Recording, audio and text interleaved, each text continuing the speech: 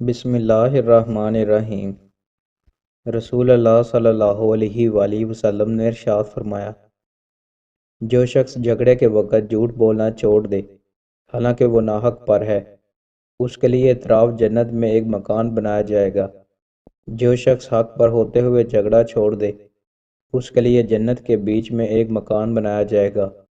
اور جو شخص اپنے اخلاق اچھے بنائے، اس کے لیے اعلیٰ جنت میں ایک مکان بنایا جائے گا۔ رسول اللہ صلی اللہ علیہ وآلہ وسلم نے ارشاد فرمایا، آدمی اپنی زبان سے اللہ کی ناراضگی کی بات کہتا ہے اور وہ اس میں کوئی حرج نہیں محسوس کرتا، حالانکہ اس بات کی وجہ سے وہ 70 برس تک جہنم کی آگ میں گرتا چلا جاتا ہے۔ رسول اللہ صلی اللہ علیہ وآلہ وسلم نے ارشاد فرمایا،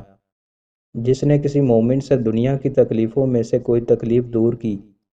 اللہ اس کی آخرت کی تکلیفوں میں سے کوئی تکلیف دور کرے گا، اور جس نے کسی مسلمان کی پردہ پوشی کی تو اللہ دنیا و آخرت میں اس کی پردہ پوشی فرمائے گا۔ اللہ بندے کی مدد میں لگا رہتا ہے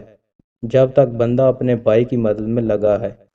رسول اللہ صلی اللہ علیہ وآلہ وسلم نے ارشاد فرمایا، میرے گھر اور میرے ممبر کے درمیان والی جگہ جنت کے باغوں میں سے ایک باغ ہے، اور میرا ممبر قیامت کے دن میرے حوض کوثر پر ہوگا۔ رسول اللہ صلی اللہ علیہ وآلہ وسلم نے ارشاد فرمایا، جو شخص اللہ اور آخرت کے دن پر ایمان رکھتا ہو، اسے چاہیے کہ وہ اپنے پڑوسی کے ساتھ نیک سلوک کرے، اور جو شخص اللہ اور آخرت کے دن پر ایمان رکھتا ہو،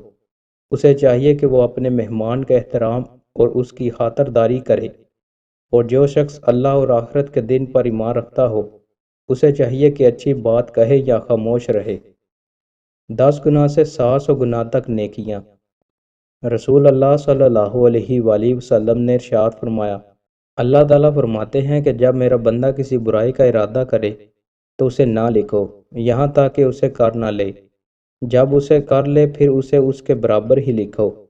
اور اگر اس کو میرے خوف سے چھوڑ دے تو اس کے حق میں ایک نیکی بھی لکھو، اور اگر بندہ کوئی نیکی کرنا چاہے تو اس کے لیے ارادہ ہی پر ایک نیکی لکھو، اور اگر وہ نیکی کرے تو اس کا اجر 10 گناہ سے 700 گناہ تک لکھو۔ دوستو، مزید اچھی ویڈیوز کے لیے ہمارے چینل کو سبسکرائب لازمی کریں۔ بہت شکریہ۔